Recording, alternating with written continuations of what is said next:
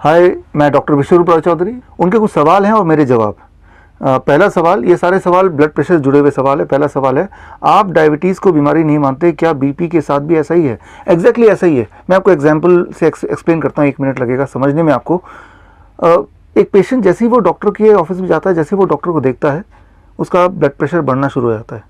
जितना बूढ़ा डॉक्टर उतना ज़्यादा ब्लड प्रेशर, जितनी सारी डिग्रियां उतनी ज़्यादा ब्लड प्रेशर और बढ़ जाती है। जितना बड़ा हॉस्पिटल, जितना महंगा हॉस्पिटल, मानो कि ब्लड प्रेशर और बढ़ जाता है। तो वो जो ब्लड प्रेशर है वो उस पेशेंट का अपना एक्सेस ब्लड प्रेशर नहीं है, that is because of the doctor itself. और जैसे ही वो हॉस्पिटल से बाहर निकलता है, ब्लड प्रेशर दोबारा नॉर्मलाइज हो जाता है। इसे कहते हैं मेडिकल भाषा में व्हाइट कोट सिंड्रोम। और ये देखा कि 80% पेशेंट्स जो प्रेजेंटली दवा ले रहे हैं, उनका जो बढ़ा हुआ ब्लड प्रेशर होता है वो दरअसल व्हाइट कोट सिंड्रोम का शिकार है, ना कि इन रियलिटी वो ब्लड प्रेशर के पेशेंट्स हैं। सो 80% लोग आप में से जो लोग दवा ले रहे हैं, एक्चुअली आपको दवा की आवश्यकता ही नहीं है, वो सिर्फ मोमेंटरली होता है। आपका अगला सवाल है, बीपी बढ़ना ज़्यादा खतरनाक है या कम होना? कैसे समझ आता है कि बीपी कंट्रोल में नहीं है? देखिए, बोथ द वेज। बहुत ज़्यादा होगा तो भी दिक्कत आ सकती है, बहुत कम रहेगा हमेशा तो भी दिक्कत आ सकती है। अब बहुत ज़्यादा कितना होता है? 160/100 से नीचे कुछ भी है तो वो बहुत ज़्यादा नहीं मानेंगे। हाँ, 160 से बाई 100 लगातार रहता है, घर पे भी, हर मौके पे भी, तो उसे ज़्यादा बोल सकते हैं। सिमिलरली 100/60 तक ओके है, उससे नीचे लगातार रहता है तो वो कम बोल सकते हैं। लेकिन यहाँ भी जैसा आपने पूछा है कि कैसे पता चलेगा बीपी ज़्यादा है या कंट्रोल या कम है? जब आपको डिस्कम्फर्ट होगा, हेडेक होगा, लेथार्जिक होगा, वीकनेस होगा, तो ये सारे इंडिकेशंस हैं कि blood pressure is not in the right place. So अगर कोई सिम्टम नहीं है तो जो आपका ब्लड प्रेशर है वो आपके लिए ठीक ब्लड प्रेशर है, need not to worry about it. आपका अगला सवाल है, रिसर्च कहती है कि मोबाइल फ़ोन से भी बीपी बढ़ सकता है। आपके अनुभव से क्या सचमुच ऐसा होता है? डायरेक्टली ऐसा नहीं होगा, एक दिन में ऐसा नहीं होगा।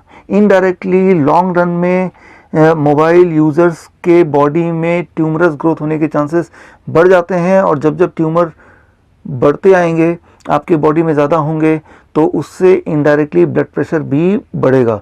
सो ब्लड प्रेशर का बढ़ना कोई बीमारी नहीं है, वो सिम्टम ज़रूर हो सकता है कि बॉडी में कोई नेगेटिव बदलाव आया है। आपका अगला सवाल है, किसी को बीपी की परेशानी हो तो उसे सबसे ज़्यादा किस चीज़ से डरना चाहिए?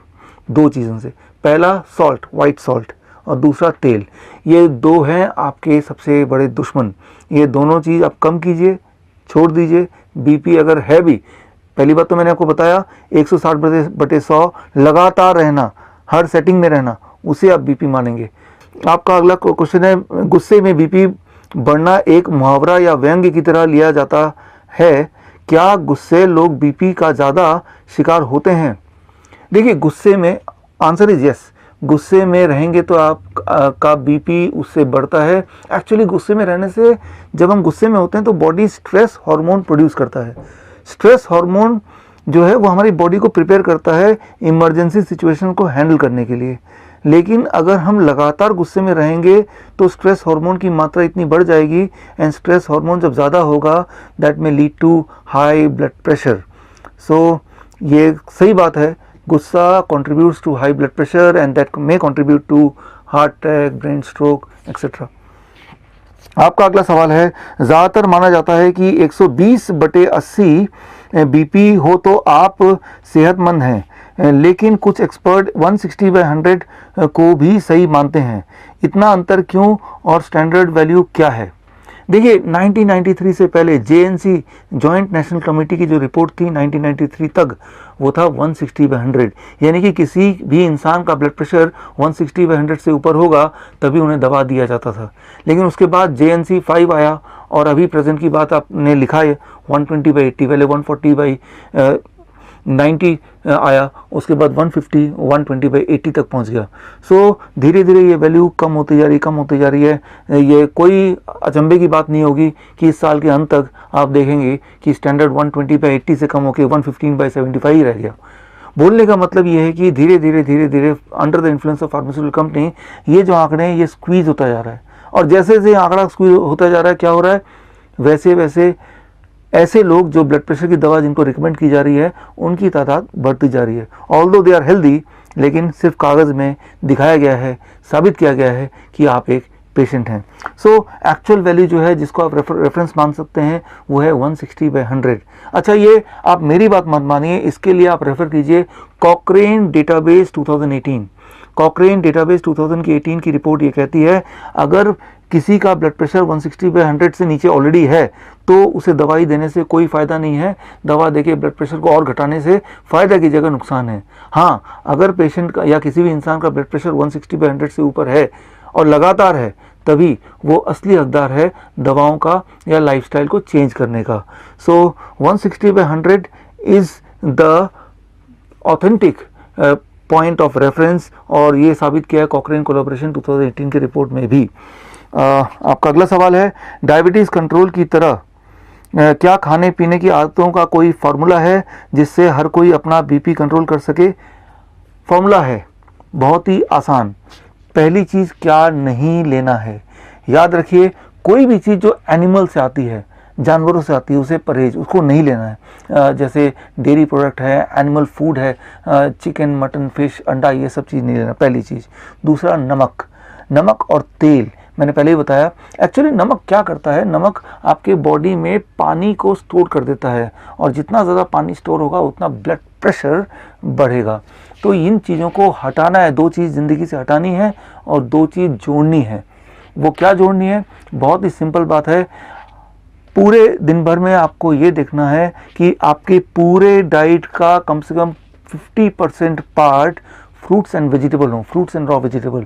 मानो पूरे दिन भर में आप 2 kg खाना खाते हैं तो क्यों ना 1 kg सिर्फ फल और सब्जी हो, कच्ची सब्जी, सलाद जिसे कहते हैं, राइट। अगर ये कर लें तो आपका ब्लड प्रेशर अगर 160/100 से ऊपर रहता है तो वो रह नहीं सकता। It will take only 3 days, 72 hours to get back to the normal blood pressure without medication. यहाँ अगला क्वेश्चन है, हम भारतीय नमक भी खूब खाते हैं और चर्बी पर भी कंट्रोल नहीं करते, ऐसे में बीपी कब और कितना खतरनाक बन जाता है? ऐसे में बीपी बहुत खतरनाक बन जाता है। एक्चुअली क्या होता है, जैसे मैंने बताया, नमक पानी को रिटेन करता है और आपका बॉडी फूलता जाता है, that is a excess water retention. और एक्सेस वाटर से सूजन होने लगती है, किडनी फेल होने लगता है, हार्ट ठीक से काम नहीं करता है, आपके बॉडी के हर ऑर्गन पर बहुत ही बुरा प्रभाव पड़ता है। आप एक्सपेरिमेंट करके देखिए, 3 दिन के लिए आप नमक छोड़ दीजिए, आप देखेंगे आपका वेट भी करीब 3 kg या 1.5 से 3 kg आपका वेट घट जाएगा। तो वो जो घटा वेट है वो फैट बर्न नहीं हुआ, वो आपकी बॉडी में जो एक्स्ट्रा वाटर था वो गायब हो गया। अब साथ में आप अपना ब्लड प्रेशर देख लीजिए, वो भी आपको कम मिलेगा। सो यानी कि वो जो एक्स्ट्रा वाटर था वो आप ढो रहे थे, वो आपके बॉडी के लिए, हार्ट के लिए, इवन लंग्स के लिए, किडनी के लिए बहुत बड़ा बर्डन था। सो यही मैं बोलूँगा कि नमक को आप ख़त्म कीजिए। कैसे? एक याद रखिए बात, बहुत ही सिंपल। इंसान का बना हुआ कोई भी वस्तु में नमक खूब होता है, सोडियम बहुत ज़्यादा होता है। बिस्किट है, ब्रेड है, कोई भी पैक्ड फूड है। और भगवान के बने हुए किसी भी वस्तु में सोडियम, नमक बहुत ही कम होता है, जैसे fruits and vegetables, nuts, seeds, green leaves. So आप कोई भी चीज़ जब खाएं तो अपने आप से पूछिए, ये भगवान ने बनाया या इंसान ने बनाया? भगवान ने बनाया तो फ़ौरन खा लीजिए, उसे कुक करने की आवश्यकता नहीं है। ऐसा कर पाएंगे तो आपकी बीपी अगर बढ़ी है तो घट जाएगी, और बढ़ी नहीं है तो बढ़ेगी नहीं। अगला क्वेश्चन यह है, क्या बच्चों को भी बीपी की समस्या होती है? बच्चों को बीपी की समस्या होती है, डेफिनेटली होती है।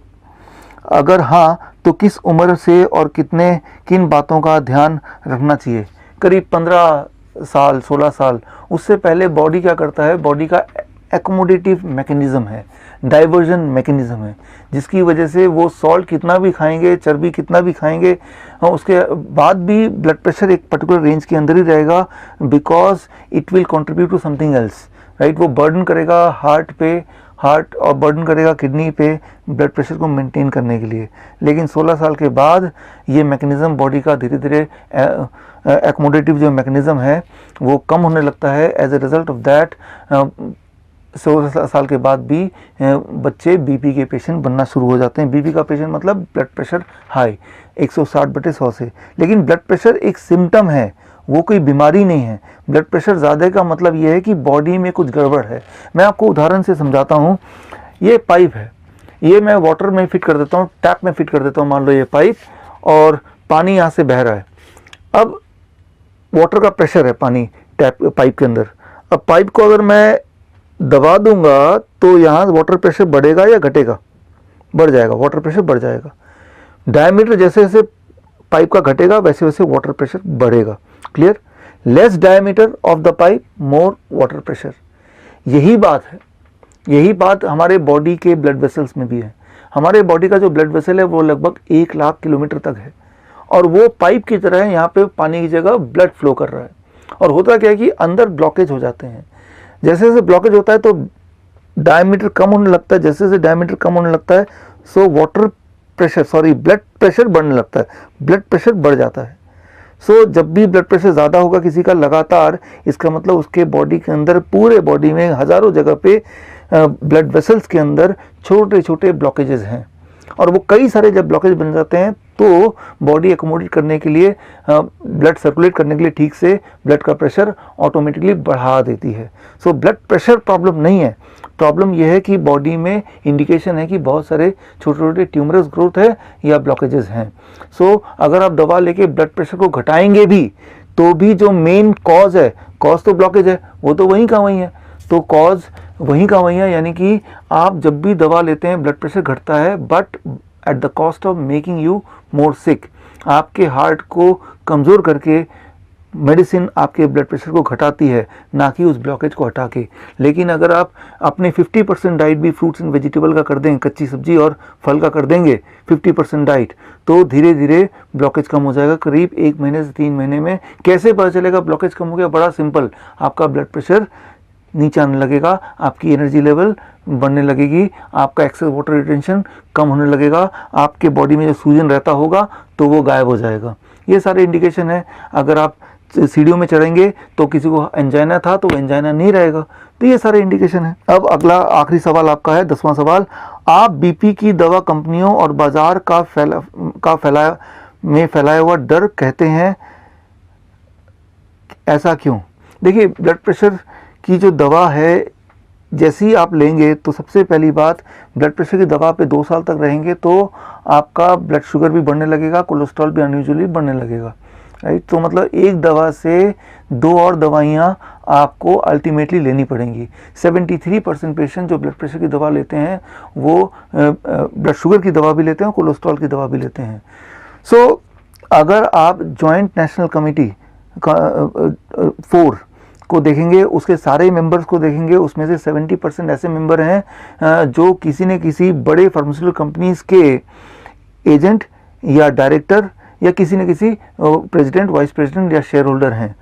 सो वो लिस्ट आप खुद भी देख सकते हैं, JNC, joint national committee 4, right. So तो मैं ये बोलना चाह रहा हूँ, ये जो कमेटी बनती है, जो ये डिसाइड करती है, अमेरिकन हार्ट एसोसिएशन की कमेटी या जॉइंट नेशनल कमीशन की कमेटी कि कितना ब्लड प्रेशर होना चाहिए, उस कमेटी में 70% लोग ऐसे हैं जो किसी न किसी कंपनी से, फार्मास्यूटिकल कंपनी से जुड़े हुए हैं।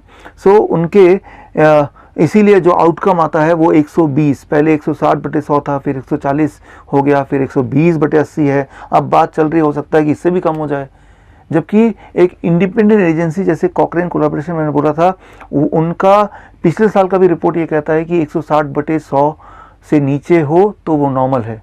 ज़रा सोचिए, एक तरफ कॉकरेन कोलैबोरेशन 160 अभी भी बोल रहा है, और एक तरफ अमेरिकन हार्ट एसोसिएशन या JNC जैसे लोग इसको लगातार घटाते जा रहे हैं, राइट। तो कहीं ना कहीं तो घोटाला है ही। और आप ये पाएंगे जैसे ही आप दवा शुरू कर देंगे, दवा शुरू करने के बाद ब्लड प्रेशर तो कम दिखेगा, लेकिन आपके हेल्थ प्रॉब्लम साथ में जुड़ते चले जाएंगे।